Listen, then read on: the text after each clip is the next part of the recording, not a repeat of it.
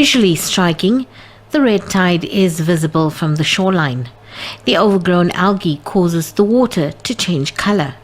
Its toxins could prove harmful to people, fish, shellfish, marine mammals and birds.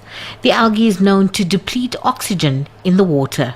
Red tides are usually caused by a bloom of algae, and this one particularly is a red color. They're usually toxic, which affect shellfish, and some animals may die and wash out on the beach. The public's warned not to eat anything that does wash out on the beach, and not to consume shellfish over the next couple of days. Some samples have been taken, and tests will be run to determine what the species is and whether it is a toxic tide or not.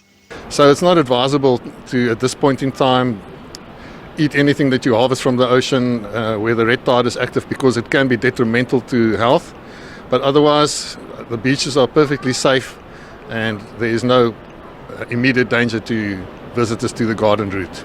Meanwhile, restaurants in the area say they're taking every precaution with their seafood. Our shellfish, a lot of our fish species comes from the west coast. Fresh fish comes from this area, but fresh fish is not as susceptible to red tide and moves away from low oxygen areas.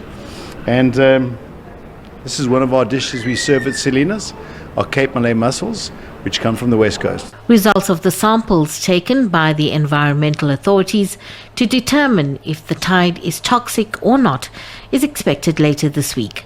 Segui Chesi, SABC News, George in the Western Cape.